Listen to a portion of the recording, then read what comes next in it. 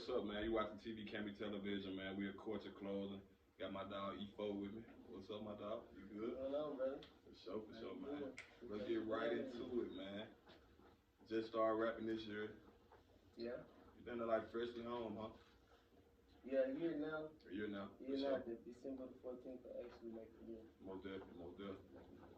So, man, before we get into it, though, I want you to tell the people, like, where you from and all this stuff. I'm originally from Little Rock, Arkansas, the east side, Cheatham Park specifically. You know, just a Little Rock native, you know. Most definitely. Tell about your upbringing of growing up in Little Rock. How was it? Growing up in Little Rock for me specifically, it was a little better. You know what I'm saying? My father being a successful athlete and things of that nature, you know, he was always able to, you know, keep me more into sports and things of that nature. But, you know, during the course of everything, you know, his passing kind of led me down a different path where just ended right back where the foundation of my people started anyway. You know what I'm saying? So it was kind of like a gravitation of pull. For sure. What kind of sports you play growing up? Basketball and football. Yeah, which one you kind of gravitated to more though? I like hooping. I'm a hooper. Yeah. I like hooping. What position you played? The 1 and the 2. Okay. Were you good? I was alright. Yeah. Where you play high school at? Central. Okay, okay. That was cut short due to some mischievous endeavors, but yeah. I had a 3-year-old at Central. But you must got locked up back then. Nah, we got kicked out of school for, you know, some bullshit, some dumb shit. Yeah. Nah, you gotta talk about it right now, man. What you get kicked out for? What happened? Actually, my best friend, he outside. We had a BB gun at school and really playing around, fucking around with the goody two shoes, so to say. You know what I'm saying? And word got back to one of the coaches right before the third game. Sweet. Third game of my senior season, and just bullshitting, getting to that, and that just kind of more attached me even more to the streets. So say fuck it and go along with that route. So you know how that go. So man, diving into the street, bro. Like, what age you feel like you really started getting involved? 16. What led to it though? I know you just said kind of like, what you said your father background kind of reflected to what you said. No, not here. See, my mother's originally from the East End. You know what I'm saying? Born and raised. Whole side of the mother side of the family is from the projects, you know what I'm saying, through and through. So her meeting my father, he was originally born in Chicago, but he went to West Helena and somehow ended up in Little Rock, migrating to play football. And you know, God blessed his hand, you know what I'm saying, he placed some type of light on him, he was able to prosper with that. Okay. So growing up, you know, I was always in the east side at Granny House and, you know, maneuvering and playing with the kids somewhat, you know what I'm saying, but we always maneuvered back to, you know, the better side of town, you know what I'm saying? So I went to all the schools, so I was connected, but I was always protected from it up until a particular time, you know what I'm saying? You know, it's kind of like, you know, when, as a boy, when you reach a certain age, you know what I'm saying, certain struggles will make you go down a particular path, you know what I'm saying? And it's just a part of the upbringing of being a man, so, you know. For sure. Most of our history. For sure. So, man, what's some things to do out here in Little Rock for somebody that don't know? Growing up, at least, what you was doing that was cool, some, you know what I'm saying, some activities, some sports. Just all basketball. That's all it was. It was just sports. It was just sports. It was just sports. As a grown man now, the only thing that I can say to do in Little Rock is find a way out. Now you say you went to Central, right? Yeah. That's the school. What happened? They got something historical that happened in Central, and I can't. Yeah, the Little Rock 9. Okay, for Little sure. Rock 9. Yeah. It's like the downtown area. I'm tripping. What you mean? It's Central, the downtown area, that high school over there. It's like, yeah, like by Uncle T's, more like in the south side, more so. Most definitely. But yeah, it was the first 9 students that actually, I think it was the like, what you call it, integrate. Oh, okay. First black kids. The first 9 black students that actually enrolled in an all-white school back then. So you know, there was a lot of turmoil, a lot of struggles, a lot of battles, trials, and tribulations they went through that they overcame. So of course they made their landmark at that particular school and made it. See, I know I'm familiar with the story. I just forgot. You know they untaught it for sure. For sure. I forgot the word. Yeah. It's been so long since we talked about that. Nah, most definitely. So man, what I was gonna get into, when did music kind of enter your life then? Honestly, right before I went to jail, like, because a lot of my partners was just starting to do the rapping shit back then, but you know, I was more so, at that point, it was like my father's death was kind of a fresh wound in my life, so I was kind of engulfed in the streets, and just Gotcha. going How old you when through your my. pops passed? I was 16. I was Okay. 16. So shit, just being engulfed in that smoke, I was kind of like, you gravitate towards music. Yeah, I because, know how it is. I've been through the for same sure. things. I feel you. Whenever you go through a painful process, no matter what it is, music is always gonna be probably the number one coping mechanism for whoever it is. So what kind of music you were playing or listening to? Kevin Gates. Okay, for sure. That was it. Yeah, I feel You know what I'm it. saying? I think that was around the time like What mixtape by Kevin Gates? Luca Brasi still, I think that's around the time they had just came out. But when it came out and I heard it, like I gravitated towards his music so much, I just started to like tap into who Gates was. You know what I'm saying? Like to this day, that's my favorite rapper. Like that's my favorite rapper. I fuck with Gates. That's early Gates. I feel like people ain't really catch on to that by any means mixtape. You feel me? You said Luca Brasi story. You had to have been on him then. Yeah. You know what I'm saying? Because he sure. you know what I'm saying? He go deep, so you had to have been on him then. But yeah, back then it was straight Gates. Like it was straight Gates. Listen to your sometimes, but it was straight Gates. Listen to your music. I definitely catch some Gates, but your style, like, I really can't explain it. It seemed like I would think you listen to some type of like R&B growing up or something like that. I know you got it somewhere down the line because you do a little singing and everything a little bit. Yeah, couple melodies or something. Whatever. Yeah, Pop played a lot of Luther and Marvin Gaye. I think you know what I'm saying? Those type of people. Sure. We played a lot of sure. soulful music back then. You know what I'm saying? So it's just like, but with the music, it's kind of like it originally started. I wrote my first rap before I went to jail. You know what I'm saying? And I rapped it to my homeboy, and we went to the studio, and I put it down. But that's just what it was. You know what I'm saying? It was just what it was. But when I went to jail, being in there is nothing but solitude. So when you in a state of solitude, you have to look at yourself no matter what. You know what I'm saying? There's no really facade you can put on when you in a state of solitude because it's truly just you and you. You know what I'm saying? So you feel like you found yourself in jail? For sure. How much time you do anyway? 6.5. How old you first got locked up? I caught my charge when I was 18, but I bonded out and I fought it for a little time.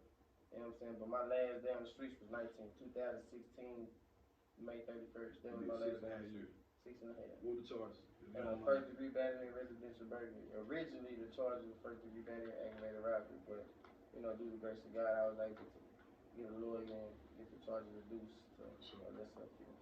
So let me ask you, if somebody ain't never been to prison, what was it like your first day in? My first day in, honestly, for me, kind of like a reunion, a little bit. You know what I'm saying? You automatically you was comfortable. Nah, for sure I wasn't comfortable. Reunion because people that you knew was already locked up. Yeah, people that I knew that was in the barracks and things of that nature. And my first day in prison is actually when I kind of got turned on to like the Islamic religion and faith and things of that nature. Because as soon as I walked in the barracks, I never forget his name, Marcus Porchat. He was calling the Adhan, but the way he did it was so like melodic. You know what I'm saying? Like it was like melodic. Like if it was a song I listened to, the way that he was actually like singing this particular calling to God. So when he got done, I asked him like, "What you doing?" And he told me what it was. And then he broke down. We got the chopping it up. And what really got me, he was like, half of the thing is marriage. Yeah. So like you got to know through and through the woman that you're dealing with. You know what I'm saying? So I'm like, this is play this shit. Yeah. I'm like, so you converted to Muslim on your first day? No, I ain't gonna say that, but I'm not gonna necessarily say I converted to being a Muslim because we all are Muslims. Because translated into the English language, the only thing that means is one who submits to the will of God. Okay. Everything in nature submits to the will of its superior nature, no matter what. You know what I'm saying? You got to use the restroom. Your bowels are being Muslim if you want to be technical about it, because it's submitted to the nature in which you're supposed to comply with type shit. For sure. You know what I'm saying? So, yeah, I just got, I guess, awakened to a more broad and enlightened perspective on life and how to grow as an individual type of shit. I just say that's what it did. We can hear in your music that you definitely spiritual. Yeah, for sure. Let's get into the mixtape a little bit too. One of my favorite tracks that almost on E. You say you fell in love at the age, I think you say 20, 22 with a prison guard. I don't want to hear about that. I'm curious to know about that. How does that even go on in prison? Well, you gonna get me in trouble. But it was can't so I can expose it, but I can't expose it. Shout out to all the bros that's locked up. You know what I'm saying? bro, one thing about it, bro, no matter what you do, a human is the most superior thing walking the face of the earth, whether it's a man or a woman. So if you put a man or a woman around each other long enough, nature takes over. Yeah, for sure. And me as a man, I'm a conqueror, so I'm gonna think of a way to conquer this particular terrain, no matter what the circumstances, the obstacle is. Most This definitely. is what I do. You know what I'm saying? Most definitely. So man, on that mixtape, man, what's your favorite track on there?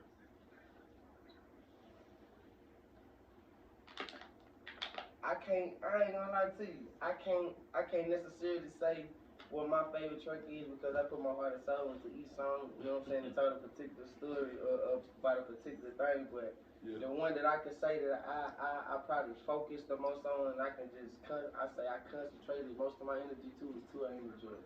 2 AM in Georgia. I like say that 2 AM in Georgia. I gotta say 2 AM in Georgia. Yeah, man, I think I texted, I told you that I like that 2 AM in Georgia. You gotta shoot a video of that. Yeah, that visual right there gotta be perfect. So, you know, there's gonna be a trip to the A, we're gonna do our thing, and there's gonna be a real, you know, laid out type of video. Cause that song right there, that would mean a lot. You know what I'm saying? So was you writing music in jail, in prison or whatever? Yeah, I was. I was.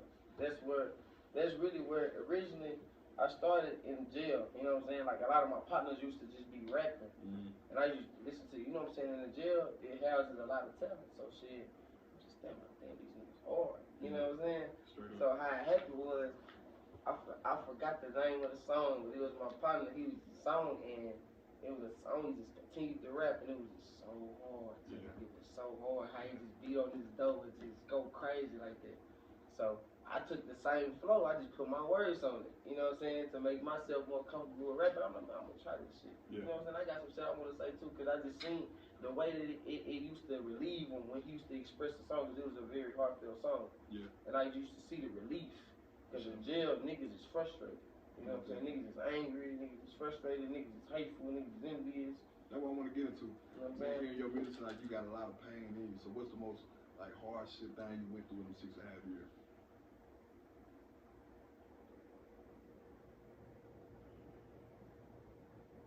I have to say losing my brother JP. Okay. My brothers. Straight up. Yeah. I know, man, that 6.5, man, people don't really see how long that kind of is. You know what I'm saying? Some people might say that's a light sentence, but that's 6.5, boy, that's some time, though. I mean,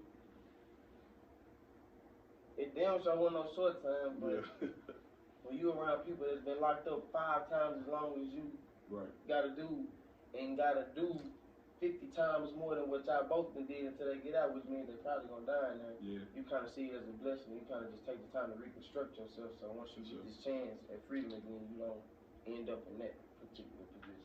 You know what I'm saying? So was there ever a time when you feel like you lost your faith? Yeah. Matter of fact, you know, I like telling stories in the video that you just posted. Okay, yeah. If you listen to it, I said at a period of time I lost my mind while in prison. Yeah. You know what I'm saying? Yeah, it was a period of time where I honestly felt like, you know what I'm saying, pain was the only thing that life had to offer. You know what I'm saying? So that's really what got me into rapping. Because like I said, I just put my pain and my words on what I really wanted to say. Because what really motivated me was, like I said, the relief off of his face. And once I finally wrote my first rap, and I rapped about the first girl that left me alive, and it was a relief to you. It was a relief to me. So originally I just started rapping. It was a stress relief.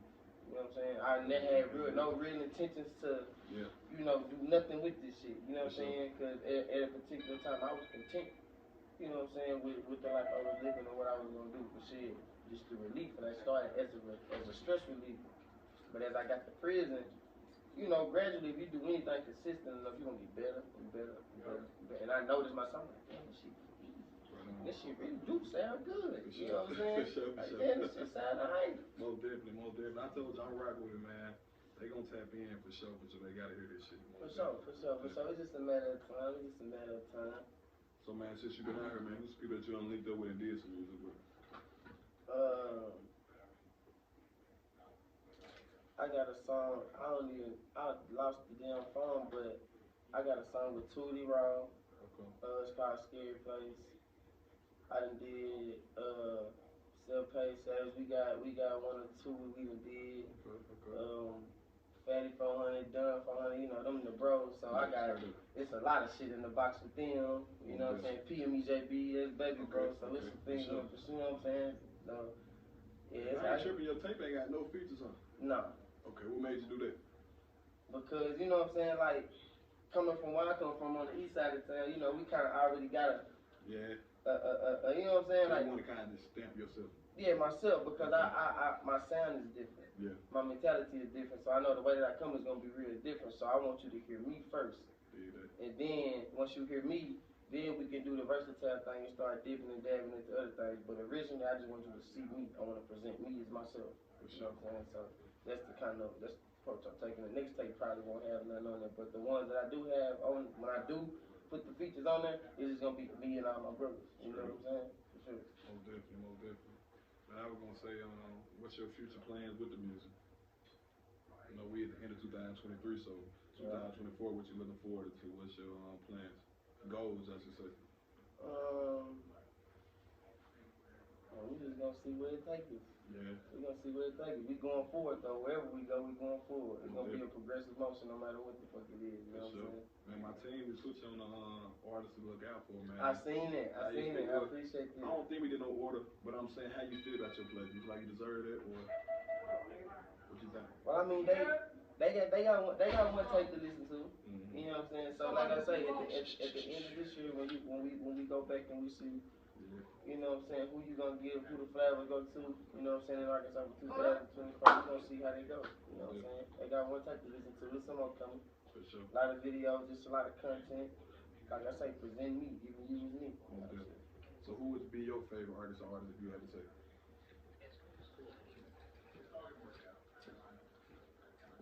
My favorite Arkansas artist. I don't know, man. We got some niggas down here. Who you rocking with the most though? Who got the best campaign out right now?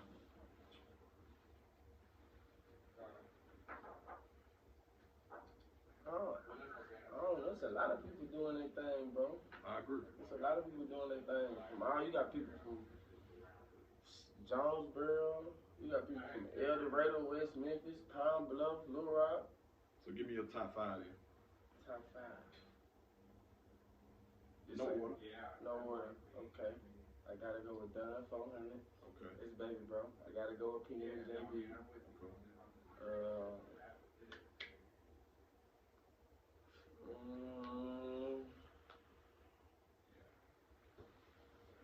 Three more.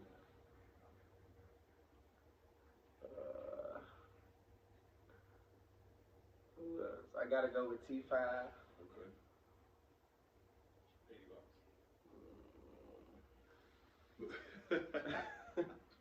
Nigga name straight niggas out the hood. I mean, you know what I'm saying? I gotta give it to my brothers first. I gotta give it to my brothers first. But you got a lot of people. I could vouch for you got the KC Los nigga. Okay. Run Down Chopper Boy doing his thing. His little brother Spaz doing his thing. Okay. Shit, you got YTB Fat doing his thing. Mud Baby Roo doing his thing. Like it's just so many niggas. Yeah, we got them niggas, bro. Yeah, I agree. Arkansas on the ground for sure. We got some niggas, bro. Yeah, you know what I'm saying? That's what it is. Like not taking nothing from nobody. Most definitely. All talent, all flowers given, we got them niggas, bro. It's a lot of people from a lot of places in the state that can fucking rap. I agree, bro. Really can rap, you know what I'm saying? I agree. 2 years ago, you could just blink his name, you know what I'm saying, 3 or 4 rappers like, yeah, this it. That's all we done got. And now, fast forward, it's a lot of different people doing their thing, you know what I'm saying? Can't forget about Savage, last but definitely not least, you know what I'm saying? So I asked you that to ask you this though. Do you look at it like it's competition, or you in your own lane? Like, I mean, people at the bottom compete. You know what I'm saying? I'm making my way. I'm at the top. That ain't even my mind. My mentality don't really lie down there. People is trying to get on. You know what I'm saying? I don't compete with niggas. For sure. You know what I'm saying? I'm my own line. I'm in my own spectrum, my own rhythm. I'm in my own. You know what I'm saying? Nobody does do it how I do it. You know what I'm saying? I sound my own way. So now I ain't in competition with nobody. I'm in competition with myself. Respect. Be better than last year. For sure. You know what I'm saying? You can do a feature with anybody in the industry, man. Who you do it with?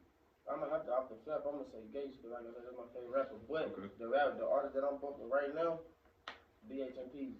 Who's that? The boy out of Atlanta. Hard. Sound familiar though. Hard. The body bag song. Wait, smile a boot. I gotta check him out. I feel like I done seen the name. He hard as hell. Yeah. Hard as hell. No, definitely. Hard as hell. But it's a lot of shit. It's a lot of people here. Little baby. Yeah. You know what I'm saying? Like them niggas. You can put them niggas. You know what I'm saying? No, definitely. Let me ask you this, man. What is a studio session with E4 like? Isolated. Okay. I'm isolated. I You mean, don't like a lot of people in the booth? nah, I don't. So you're in that jump, basically solo, just you. Yeah, I might have me, maybe one to three of my partners, three at the most. You know what I'm saying? But nah, I really don't like people being, because my music is very personal. You know what I'm saying? I don't really rap to turn nobody up. You know what I'm saying? I rap to touch your spirit. I want to talk to you, talk to your heart, all those, you know, the pains and the battles and the shit that you go through behind closed doors that you don't want nobody to know about. I know about them too. So you know what I'm saying? For sure. My music is personal, so I really don't like a lot of people. That's why I think I might gravitate to your music. I feel like your music is for a select group of people. For sure. I ain't gonna lie. But I like that though, we make it real unique. Yeah. You know what I'm saying? Yeah. To me, it gives like the vibe that you ain't gonna be here. It's not a wave. You know what I'm saying? Yeah. It's gonna be a film vibe. For sure. Like when these folks catch on, then they gonna really catch on. They gonna lock in with that shit. You know what I'm saying? For sure. Most definitely. Man, okay. Closing out, man. What's some advice you can give these people out here that's watching, man? Somebody who don't know you, they watching this video and they took a liking to you, man. What's some advice you wanna give? A great story is nothing without inventing adversity. So shit, whenever you run into a problem or obstacle, shit, take that time to get happy, because that means that it's a process that just started. When you experience a struggle, when you experience something that's unsatisfactory, that you don't like, that you ain't fucking with, that means that just ignited a process that's gonna get you to a more prosperous point that you really want to get to. But you gotta go through a difficulty factor. So shit, take the struggle with a smile, because it means that you're going up. My boy E4, man, the TV camera. Appreciate y'all watching. I'll see you tomorrow.